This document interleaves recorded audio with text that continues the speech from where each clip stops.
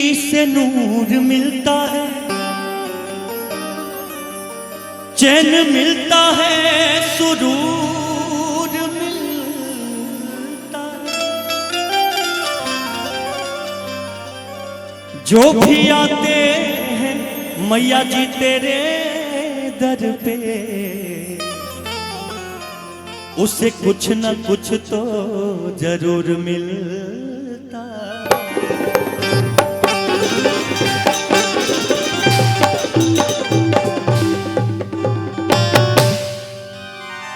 बौ से ब्रह्मा, बौ से विष्णु, मौ से देव महेश, राम जी के सुमिरन से होला भक्ति के श्री गणेश। आई एक और मुक्तक आप सबके लिए। दीदी इंदू दीदी हमारे बीच हैं, बड़ा बचपन से सुनते आए हैं इनको, लेकिन इनका जो बात बोलती हैं बीच बीच में गीत में बड़ा अच्छा लगता है। वो सीधे दिल पे लगता है। कलाकारी के साथ साथ ये भी होना चाहिए कलाकार में, जो हमेशा दिल को छुए बात। बड़ा अच्छा बात बोलती हैं दीदी कि जितना दिया मेरी मैया ने उतनी मेरी औकात नहीं। ये तो करम है आप लोगों का, वरना हम कलाकारों में ऐसी कोई बात नहीं।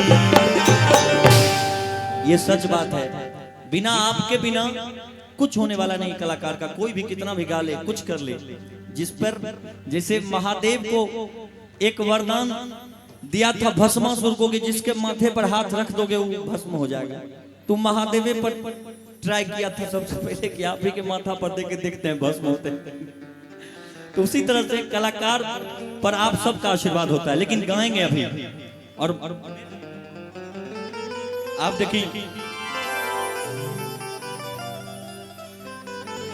एगो गणपति जी के भजन, तत्पश्चात जैसन आदेश रतेश भैया से कि हम त गौरी के लालनवा के बोलावो तनी, आ कीर्तन गवावो तनी जी। गणेश जी के वंदना में गीत सबसे प्यारा कि हम त गौरी के लालनवा के बोलावो तनी, कीर्तन गवावो तनी जी। ओ हम त गौरी के लालनवा के बोलावो तनी, कीर्तन गवावो तनी जी।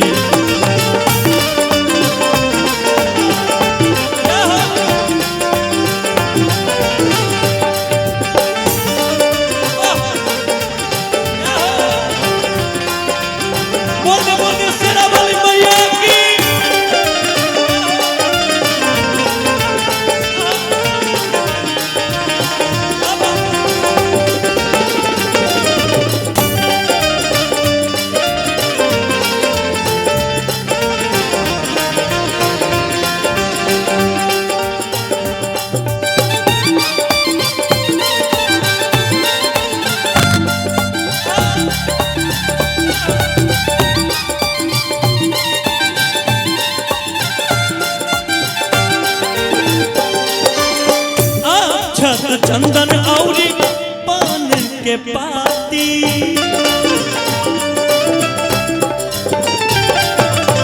अक्षत चंदन औरी पान के पाती,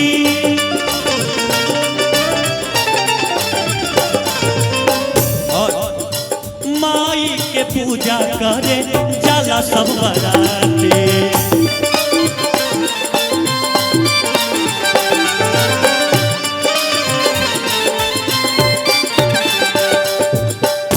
हम त लड्डू बन के दुनिया में कोई भी काम करना हो तो सबसे पहले गणेश जी को याद करते हैं, सनातन धर्म के हिसाब से। किसी भी पूजा की शुरुआत करनी हो तो गणेश जी को हम लोग सबसे पहले आवाहन करते हैं। वो हमारे घर परिवार में आते हैं, हम लोग को शांति का दान देते हैं कि हम लड्डूवन के ओ हम लड्डूवन के भोग लगावतनी कीर्तन गवावतनी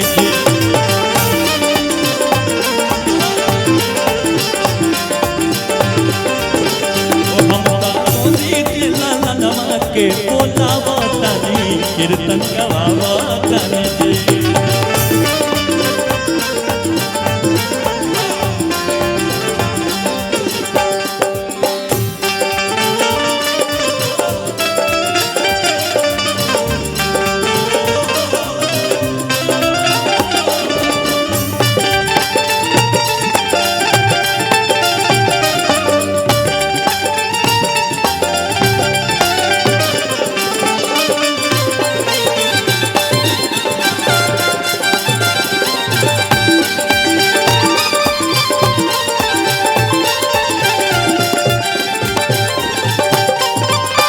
कैसे कहल गई बात। हाथियन के सूर पवले मुसके सवारी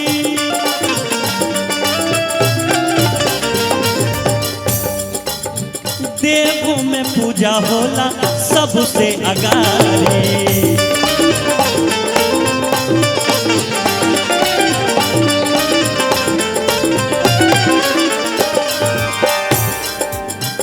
के हम तो पूजा के ओ हम तो पूजा के थाली सजावतनी कीर्तन गवावतनी दे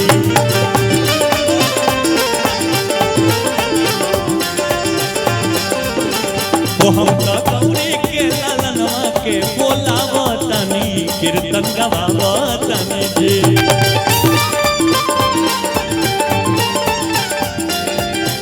ओ हम गौरी के लालनवा के बोलावतनी कीर्तन गवावतनी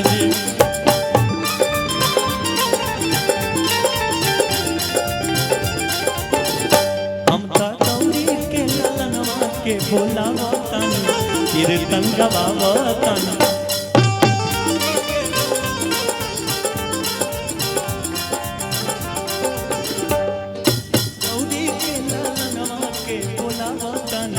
कीर्तन गवावतनी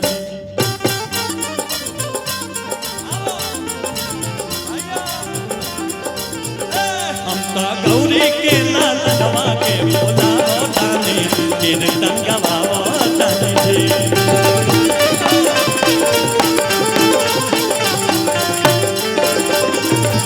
हम तो गौरी के लालनवा के बोलावतनी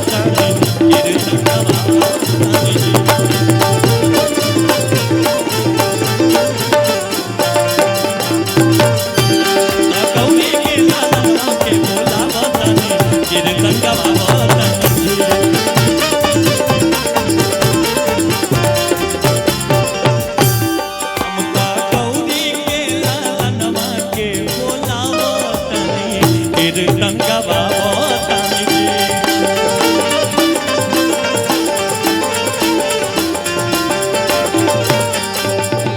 गौरी के लालनवा के बोलावतनी कीर्तन गवावतनी।